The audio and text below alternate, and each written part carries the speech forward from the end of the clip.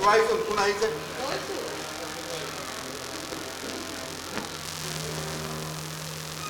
তেখেত অনিৰুদ্ধ বৰুৱা, বাপৰিৰ দেউতাক। নমস্কাৰ।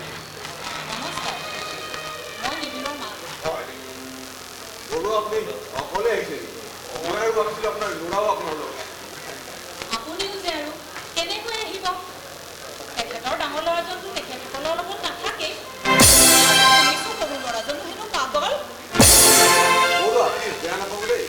নাই নাই, মই বেয়া পাবলৈ কিটো আছে। তেখেতৰ মুখত যি কথা আহিছে সেইখিনিকে কৈছে। হয়, মোৰ ডাঙৰ ল'ৰাটো মোৰ লগত নাথাকে, কিন্তু আপোনালোকৰ ভবাৰ দৰে মোৰ দ্বিতীয় ল'ৰাজন পাগল নহয়। সি দেখাই শুনাই ডাঙৰ যদিও তাৰ মগজুটো সৰু, তাতে আকৌ সি বিকলাংগ। কিন্তু আমি শুনিছোঁ আপোনাৰ ডাঙৰ ল'ৰা বোৱাৰীয়ে সৰু ল'ৰাজনৰ অত্যাচাৰত অতিষ্ঠ হৈ ঘৰ ত্যাগ কৰিছে। সেই কথাটোৱে মোৰ জীৱনৰ চৰম দুৰ্ভাগ্য। হ'ব দিয়া, হে এইবোৰ কথা পাছে পাতিব পাৰিম। আৰু অনুগ্ৰহ কৰি মোক কিয় মাতি পঠিয়াইছিল আপোনালোকে ক'ব নেকি? বৰুৱা, এইটো আপুনি নুবুজা কি আছেনে? তথাপি জানিব খুজিছে শুনক, মই কওঁ। আপুনিতো জানেই আমাৰ ল'ৰাই আপোনাৰ ছোৱালীক পচন্দ কৰে, বিয়া পাতিব খোজে। সি আমাৰ একমাত্ৰ সন্তান, তাৰ ইচ্ছাক বাধা দিয়াৰ আমাৰ মন নাই। আৰু সেইকাৰণে আমি সিহঁতৰ বিয়াখন অতি সোনকালে পাতিম। আৰু আমি ভাবো আমাৰ প্ৰস্তাৱটো পাই আপুনি সুখী। ইয়াত আৰু অসুখী হ'বলৈ কি আছে? প্ৰত্যেক পিতৃৰ বাবে নিজৰ ছোৱালীৰ বিয়াৰ প্ৰস্তাৱটো কিমান ফূৰ্তিৰ কথা মই সেইটো আপোনালোকক কেনেকৈ বুজাম। কিন্তু মই বেছি সুখী হ'লোহেঁতেন যদিহে আপোনালোকে মোৰ ছোৱালীজনীক বোৱাৰী বুলি স্বীকাৰ কৰিলে। যি কি নহওক, আপোনালোকৰ প্ৰস্তাৱত মই সন্মত প্ৰকাশ কৰিছোঁ। কিন্তু এইখন বিয়া দুটা চৰ্ত আছে। চৰ্ত? বৰুৱা, ভয় কৰিব নালাগে। আপোনাৰ আমি একো দাবীও নকৰোঁ আৰু নিবিচাৰোঁ। আৰু আপোনাৰ যে কিবা দিবলৈ সামৰ্থ্যও নাই, সেইটো আমি ভালকৈয়ে জানো। মোৰ সামৰ্থ্যৰ কথা জনাৰ বাবে আপোনালোকক বহুত বহুত ধন্যবাদ। এতিয়া কওকচোন আপোনালোকৰ চৰ্তকেইটা কি কি? আপোনাৰ ৰবাতলিত আপোনাৰ মানসিকভাৱে বিকাৰগ্ৰস্ত সন্তানটিক দেখা নাপাওঁ। কাৰণ আমাৰ আত্মীয় স্বজন আৰু নিবিড়ৰ বন্ধু বান্ধৱক পৰিমাণ ককাই পুলিচ কৰি দিবলৈ বৰ লাজ পাওঁ। আৰু সেইবাবে বিয়াৰ দিনাখন যেন সেই মানসিকভাৱে বিকাৰগ্ৰস্ত সন্তানটিক বিয়া ঘৰত নেৰাখে। আৰু এনেও বিকলাংগ ল'ৰা এটাই বিয়াৰ নিচিনা অনুষ্ঠান এটাত উপস্থিত থকাটো অমংগল দিয়ক। আৰু আপোনালোকৰ দ্বিতীয় চৰ্তটো?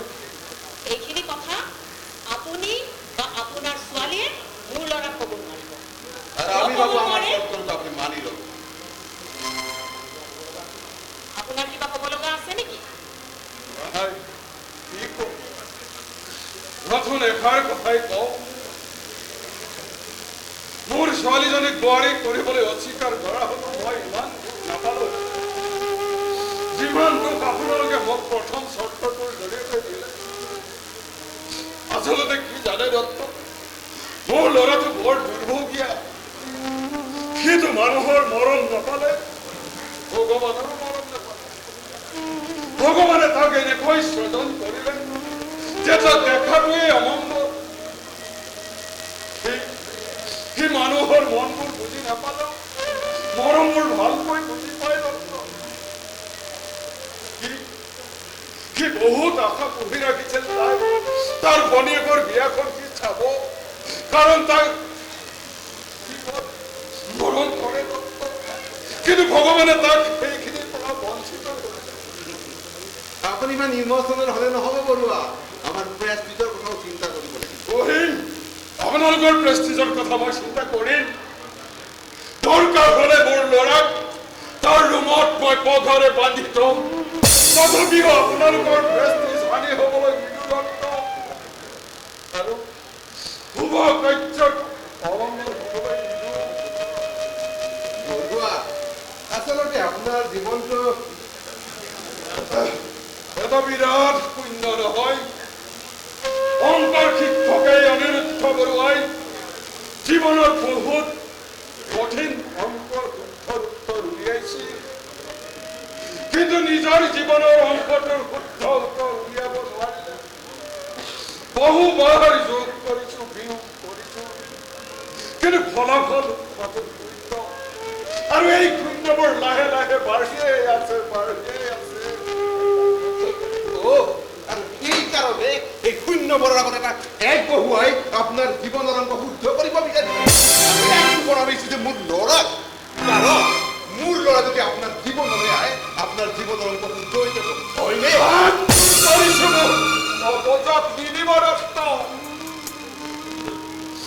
নিজৰ জীৱনৰ ভুল অংকটোৰ উত্তৰ নিজেই শুধৰাম, কিন্তু আপুনি কোৱাৰ দৰে সেই একটো বহুৱাই নহয়। আৰু যদি একটো বহুৱাই মোৰ অংকটো শুদ্ধ কৰিম বুলি ভাবিছে, তাই সেই একটো হৰণ কৰিম বুলি ভাবিছে, সেই একটো মচি পেলাও।